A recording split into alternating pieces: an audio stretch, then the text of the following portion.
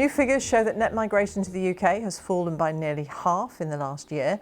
That's the number of people arriving in the UK compared to how many people are leaving. That sharp fall comes after a series of measures aimed at bringing numbers down as immigration policy tightens across several developed countries. The figure was an estimated 171,000 in the 12 months to December 2025. That's down by 48% year on year. It's the lowest level of net migration since early 2021 and the lowest figure outside the pandemic since 2012. The Home Office also revealed the number of asylum seekers in hotels was down by a third. The issue of asylum hotels has been politically contentious, with governments under pressure to reduce their use and bring down overall migration. Our senior UK correspondent, Seema Katacha, has been looking at the numbers. UK net migration, that's the difference between the number of people arriving and the number of people leaving, has dropped to 171,000 people in the year to December 2025. That's the lowest level since 2012. So just to repeat, the net migration has dropped to 171,000. Now, we've seen since 2023, when the level was fairly high, that it has been dropping steadily across the last couple of years, and confirmation again today that that has continued to happen. Why? Well, there are a range of reasons. New policies were brought in by the Tory government in 2024, things like restricting most overseas students from bringing family members to the UK, care workers and social care workers from bringing dependents with them, require all care providers sponsoring migrants to register with the Care Quality Commission, and increasing the general salary threshold for those arriving on skilled worker visas by 48%. Back then, the Home Office, the government now under Shabana Mahmood, actually increased that threshold. So all of this we're seeing is having an impact. And the Office for National Statistics have actually said that net migration is continuing to fall because it's being driven by fewer people arriving from outside the EU, particularly for work, which is really interesting. And again, we've seen those immigration figures slipping over the last couple of years steadily.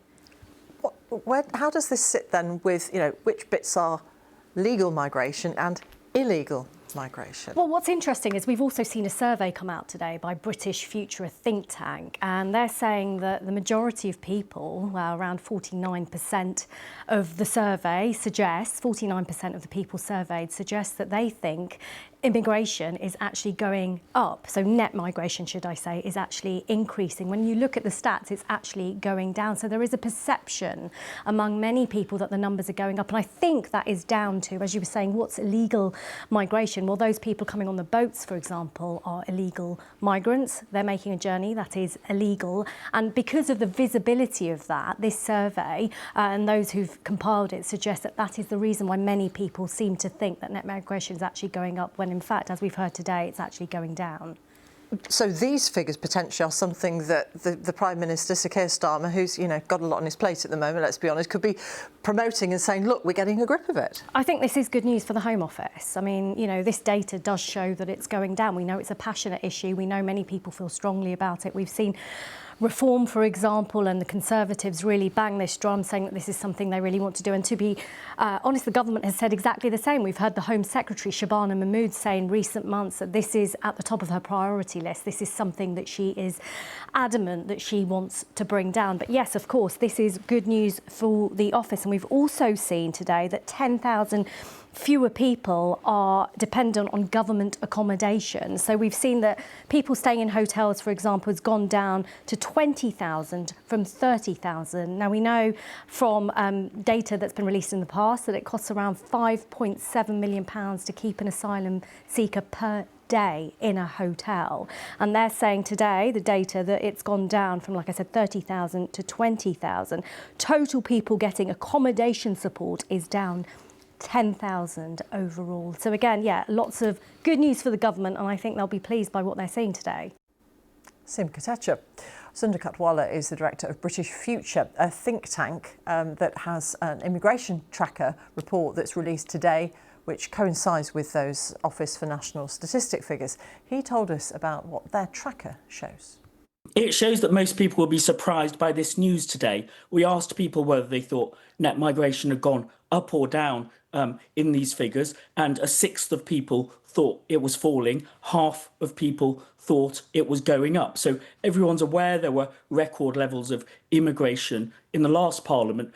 Relatively few people have heard about the change of direction, these quite big drops in immigration. Today's numbers are the net migration figures for 2025. It's going to be lower again this year because the policies got tighter. So in a way, the government could say job done. It's inherited policies from the last government that were bringing it down. But there's a new question now, which is what is a sustainable level of immigration? Because net 600,000 might be too high, but when it's falling to 170,000 and lower, is that too high or low? What are the pressures and gains of that? Would cutting it further be a good thing or a bad thing? It's a more complicated debate, and we need a new phase of that debate if the politics can catch up with the reality. How do you account for that gap then between reality and public perception, which you found?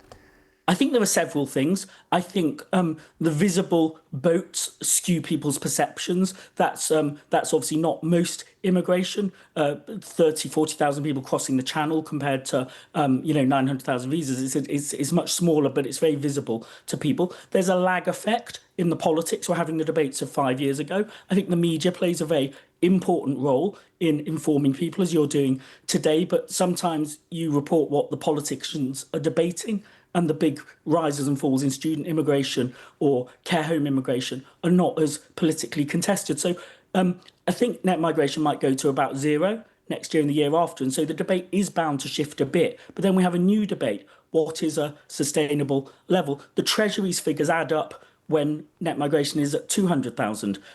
This will cost the government money. So it might be a political success to reduce overall immigration, but actually there'll be a fiscal cost to doing so. So we need something that looks like the budget, we think, on immigration, where we look at the pressures, look at the gains, look at the different choices, have a public debate about it and make rational choices, because the lowest level of immigration is always good, isn't what people think about the health service, universities and so on, but they do think there are pressures on housing and public services when the pace of change has been so high. You sound very confident that the nature of the debate will change, but how likely is it that some parties which have invested a lot of their sort of policy time, if you like, in getting rid of migration won't want to let that go?